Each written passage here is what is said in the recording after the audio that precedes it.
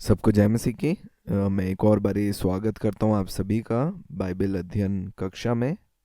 और इस कक्षा में हम लोग एस्तर की पुस्तक का जो है अध्ययन करने वाले हैं। और जैसा आपको मालूम है, पिछली कक्षाओं में हम लोग अध्ययन कर रहे थे एज़रा और नehemiah की पुस्तक का। और हमने सीखा था कि कैसे जो एज़रा और नehemiah की पुस्तक है एक ही वर्ग में आती है। और आज जो है हम लोग एस्तर की पुस्तक का अध्ययन करेंगे। एस्तर पुस्तक जो है वो पुराने नियम की सबसे आखिरी इतिहास की पुस्तक में से है। यहोशू से लेकर एस्तर तक जो 12 पुस्तकें हैं उनको जो है ऐतिहासिक पुस्तकें कहा गया है, उन चुने हुए वंश का जो इज़राइल है। और जब हम इतिहास के बारे में बात करते हैं, इतिहास जो है वो चलता रहता है बाइबल में, लेकिन पुराने नियम में जो ऐतिहासिक समय जो है वो एस्तर की पुस्तक तक है। और जब हम एस्तर की पुस्तक का अध्ययन कर रहे हैं, एक और चीज़ जो हम ध्यान दे सकते हैं, जिसे हमने पहले भी सीखा था, कि पूरी बाइबल में जो हम देखते हैं जितने भी पुस्तकें हैं उसमें केवल 2 पुस्तकें ऐसे हैं जो स्त्रियों के नाम से है। पहली पुस्तक जो थी रूत और दूसरी है एस्तर। और जब हम एस्तर की पुस्तक का अध्ययन करते हैं हमें बहुत सी जो है अद्भुत बातें सीखने के लिए मिलती है। और उनमें से एक अद्भुत बात है वो ये है कि एस्तर की पुस्तक में जो है हम हमारे देश भारत का नाम भी पाते हैं। जब हम इसका एक अध्याय और इसके एक वचन को पढ़ते हैं, यहाँ पे इस प्रकार से लिखा है, श्रेयश नामक राजा के दिनों में ये बातें हुई। ये वही श्रेयश है जो 137 प्रांतों पर अर्थात हिंदुस्तान से लेकर कुश देश तक राज्य करता था। और ख़ास तौर से हमारे लिए खास बात है। और हमारे देश का जो नाम है एस्तर की पुस्तक में कम से कम 2 बारी जो है हम पाते हैं। एज़रा और नehemiah की पुस्तकें जो हैं वो इतिहास बताती हैं उन लोगों का जो वापस जो है अपने देश में आए। और एस्तर की जो पुस्तक है वो उस इतिहास को बताती हैं उन लोगों की जो उस दास्तव में जिस देश में थे उसी देश में अपने जीवन को बिताया। मेरी आशा है कि आप लोगों को याद है कि पहले 2 कक्षाओं में जो एज़रा और नehemiah की थी, हमने इतिहास के बारे में देखा उन लोगों का जो दास्तव के देश से वापस से इज़राइल देश अपने घर वापस आए। हमने सीखा था कि बहुत से ऐसे लोग थे जो वहीं पे रहना चाहते थे जिस देश में वो लोग दास्तव के सामान लेके गए थे। इसलिए एस्तर की जो पुस्तक है उन लोगों के इतिहास के बारे में बताती है। और हमें जानने के लिए मिलता है कि ये जो घटनाएं हैं ये जो है शूशन नामक एक राजगढ़ में थी। इसके बारे में हम एस्तर का एक अध्याय और उसके 2 वचन में हम पाते हैं। ये जो नाम है इसको हम नehemiah की पुस्तक में भी पाते हैं। जब हम नehemiah एक अध्याय उसके एक वचन को पढ़ते हैं, जिसमें नehemiah कहते हैं कि जब मैं शूशन नामक राजगढ़ में रहता था। तो जो शूशन जो राजगढ़ था वो पारसी लोगों का जो है एक राजधानी के समान था। इस बात को मैं एक और बारी दोहरा रहा हूँ कि जो संख्या उन लोगों की थी जो वहीं पे उस दास्तव वाले देश में रहे की गिनती ज़्यादा थी उन लोगों से जो वापस यरूशलेम लौट के आए। इन बातों को याद रखते हुए आइए हम लोग जो है आगे की ओर एस्तर की पुस्तक का अध्ययन करते हुए हम चलेंगे। और अगर हम मुख्य संदेश के बारे में इस पुस्तक के बारे में बात करें तो जो मुख्य संदेश वो है परमेश्वर के द्वारा सहूलियत।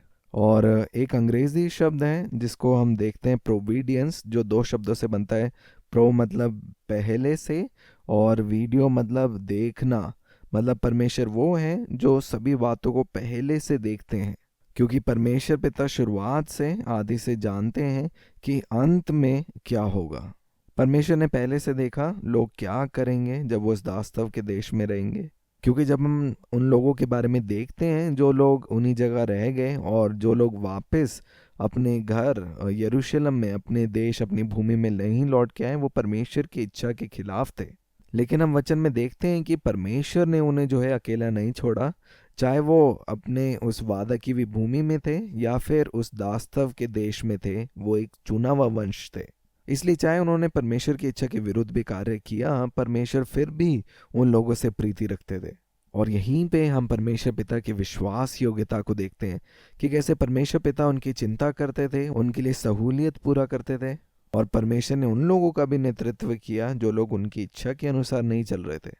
और यही परमेश्वर का जो एक अनुग्रह और उनकी जो विश्वास योग्यता, उनका जो प्रेम है, कृपा इसी से झलकती है कि जब हम उनकी विधि में भी नहीं चल रहे थे, उस समय में भी परमेश्वर ने अपने लोगों के लिए मुहैया कराया। और जब हम इस पुस्तक के लेखक के बारे में हम देखते हैं तो इस पुस्तक का जो लेखक है उसके बारे में हम नहीं पाते साफ तौर से कि वो कौन है। हो सकता है शायद एजरा ने लिखी है या मर्दकाई ने। अलग अलग सोच है लोगों की, लेकिन कोई भी ऐसा पुख्ता सबूत नहीं है कि इस पुस्तक का लेखक कौन है। एक और जो बात देखने के लिए इस पुस्तक में वो ये है कि जो परमेश्वर का नाम जो है वो इस पुस्तक में कहीं पे वर्णन नहीं किया गया।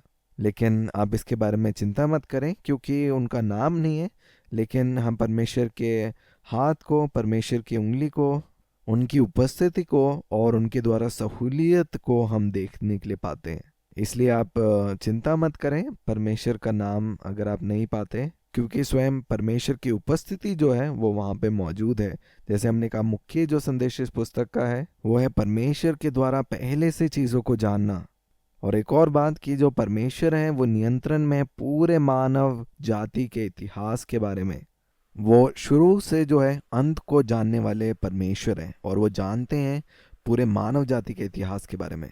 और अगर हम इस पुस्तक को अध्ययन करने की सरलता के लिए देखें तो हम इसमें जो कुल अध्याय हैं, कुल 10 अध्याय हैं, उसका हम विभाजन कर सकते हैं। और हर एक अध्याय में हम देख सकते हैं परमेश्वर कैसे मुहैया कराते हैं अपने प्रियजनों के लिए। 2 भाग में से बांटा जा सकता है। पहला भाग 1 से 5 अध्याय, दूसरा भाग 6 से 10 अध्याय।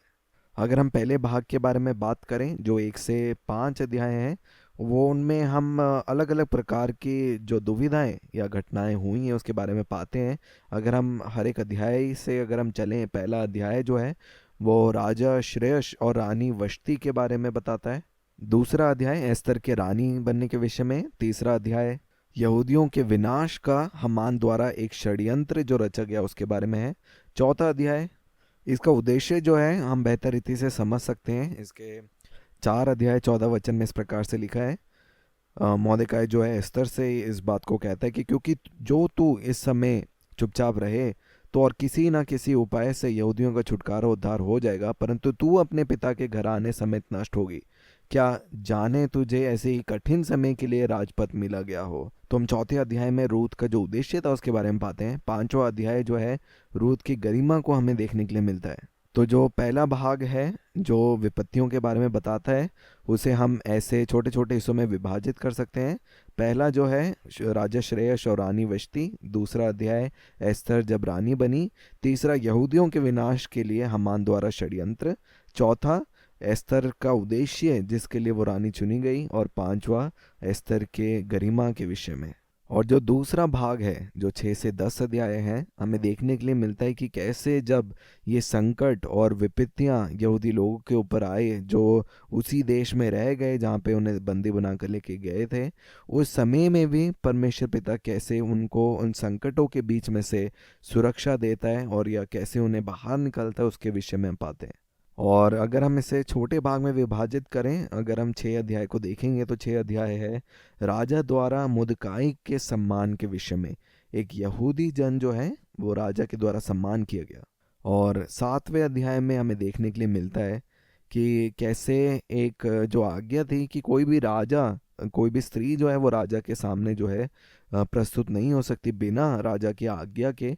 पर हम यहाँ पे देखते हैं कि कैसे एस्तर जो है वो राजा के सामने जो है वो प्रस्तुत होती है बिना उसकी आज्ञा के। और जो राजा जो है उसकी सुनता है और जो बात बोली जाती है राजा जो है एस्तर की बात को स्वीकार भी करता है। तो हम देखते हैं कैसे एस्तर द्वारा जो है उस कार्य को जो है वो पूरा किया जाता है। और इन बातों को हम देख सकते हैं 7 अध्याय में। 8 अध्याय में हम देखते हैं कि कैसे यहूदियों को जो है अपनी रक्षा का जो है अधिकार मिलता है। और हमें देखने के लिए मिलता है कि कैसे जो हामान की युक्ति उनके विपरीत थी, उनको नष्ट करने के लिए वैसा नहीं हुआ, लेकिन उसका उल्टा जो है खुद हामान के साथ हो गया। और 9वें अध्याय में हमें देखने के लिए मिलता है कि कैसे जो उस विजय के बाद एक उत्सव मनाया जाता है जिस पर्व को जो है पूरिम पर्व की स्थापना कहा गया। और 10वें अध्याय में हमें देखने के लिए मिलता है राजा श्रेयस और मोर्दके का महात्म्य। इसको हम 3 वचन में देख सकते हैं। यहाँ पे लिखा है यहूदी मोर्दके श्रेयस राजा ही के नीचे था और यहूदियों की दृष्टि में बड़ा था और उसके सब भाई उससे प्रसन्न थे क्योंकि वह अपने लोगों की भलाई की खोज में रहा करता था और अपने सब लोगों से शांति की बातें कहा करता था। तो ये है 10 अध्याय। तो अगर हम देखें 6 अध्याय जो था राजा द्वारा मुर्दकाई का सम्मान के बारे में, 7वां अध्याय एस्तर को सफलता मिलना, 8वां अध्याय में हम देखते हैं यहूदियों का बदला, 9 अध्याय में पूरीम का उत्सव, और 10वें अध्याय में पाते हैं मुर्दकाई को एक महत्वपूर्ण पद मिलना। मेरा विश्वास है आपने ये हर एक अध्याय का जो है आपने जो उद्देश्य है वो जाना है।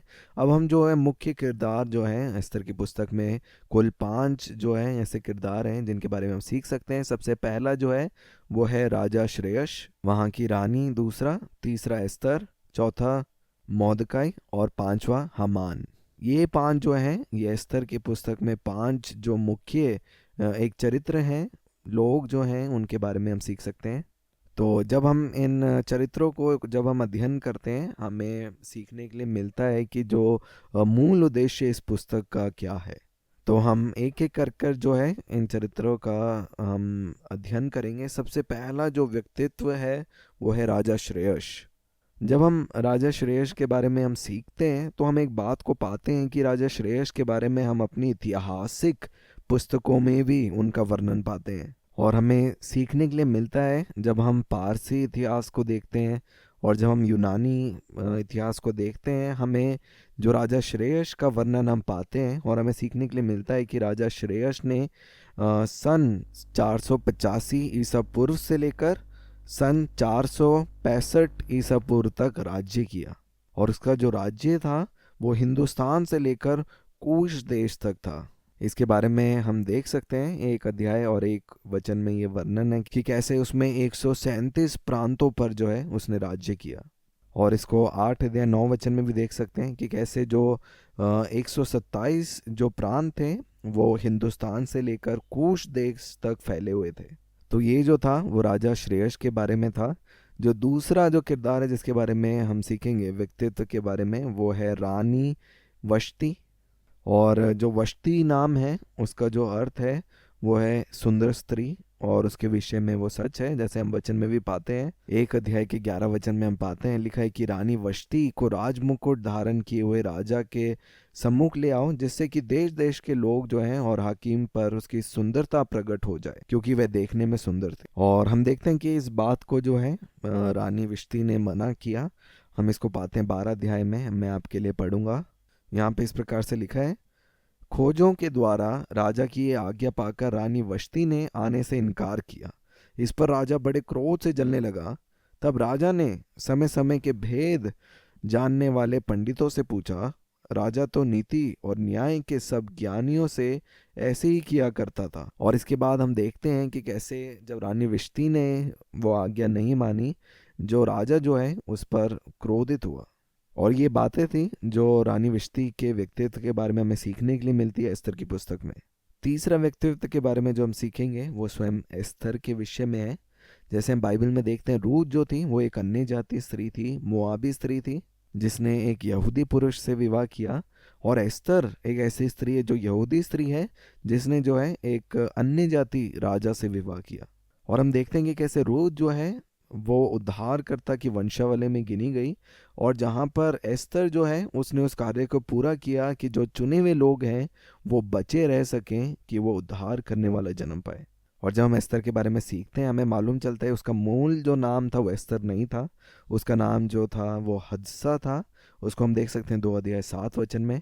और हमें वचन में देखने के लिए मिलता है कि एस्तर जो थी वो मोर्दकाई की रिश्तेदार थी, और कैसे एस्तर अनाथ थी, उसका कोई माता पिता नहीं था, और मोर्दकाई ने जो है उसे गोद लिया था। ये सारी जानकारी जो है ये अध्याय 2 उसके 7 वचन में मिल जाएगी। मैं आपके लिए इन वचनों को पढ़ूंगा। यहाँ पे इस प्रकार से लिखा है, उसने हदसा नामक अपनी चचेरी बहन को, जो एस्तर भी कहलाती थी, पाल पोसा था, क्योंकि उसके माता पिता का कोई ना थे, और वह लड़की सुंदर और रूपवती थी। और जब उसके माता पिता मर गए तब मोर्दकै ने उसको अपनी बेटी करके पाला। तो मोर्दकै ने एक पिता के समान जो है एस्तर को जो है उसकी परवरिश करी, उसे पाला पोसा और उसको अपने पास रहने के लिए एक जगह दी। और हम वचन में पाते हैं कि कैसे वो जो थी वो रूपवती थी, वो एक सुंदर लड़की थी, इसीलिए जो है उसने उस प्रतियोगिता में शामिल हुई थी जो शूशन राज्य में की गई थी रानी वश्ती को बदलने के लिए। और वहाँ पे हम देखते हैं जो एस्तर है वो चुनी गई थी, और वो एक रानी का पद उसे मिला था। इसके बारे में हम 2 अध्याय 17 वचन में देख सकते हैं। यहाँ पे इस प्रकार से लिखा है, राजा ने एस्थर को और सब स्त्रियों से अधिक प्यार किया और अन्य सब कुंवारियों से अधिक उसके अनुग्रह और कृपा की दृष्टि उसी पर हुई। इस कारण उसने उसके सिर पर राजमुकुट रखा और उसको वष्टी के स्थान पर पटरानी बनाया। तो हम देखते हैं कि कैसे एस्थर को जो है राजा से वो अनुग्रह और कृपा मिली और कैसे उसको रानी वष्टी के स्थान पर पटरानी बनाया गया। और मर्दकाई ने जो है एस्थर को एक आज्ञा दी थी कि वो राजा को ना बताए कि वो एक यहूदी स्त्री है। ये जो था ये एस्थर के बारे में था। चौथा व्यक्तित्व जो मर्दकाई के विषय में, मर्दकाई के बारे में हम पाते हैं कि वो उस राजमहल में जो है वो सेवा करता था। हम 2 अध्याय 5 वचन, 2 अध्याय 19 से 21 वचन में हम देख सकते हैं कि कैसे वो द्वारपाल था उस राजमहल का। और इसके बारे में हम पढ़ सकते हैं 3 अध्याय 2 वचन में, जो राजभवन के फाटक के विषय में है कि कौन कौन वहाँ पे कार्य करते थे। और राजा जानता था कि मुर्दकाई जो है वो एक यहूदी है। इस बात को हम पाते हैं 6 अध्याय 10 वचन में। वहाँ पे हम पाते हैं कि राजा ने बुलाया मुर्दके को, जो एक यहूदी है, जो राजभवन के फाटक में बैठा रहता है। तो वो जानता था कि मुर्दके यहूदी है। और दूसरा कि उसने जो है हमान के सामने जो है वो दंडवत करने के लिए मना किया, इनकार किया, क्योंकि वो व्यवस्था को जानने वाला एक व्यक्ति था। क्योंकि यहूदी जन किसी के भी सामने जो है दंडवत नहीं करेंगे सिवाय अपने जीवित परमेश्वर के, क्योंकि उनको जो है मूसा के द्वारा परमेश्वर से व्यवस्था जो दी गई थी उसमें ये आज्ञा थी।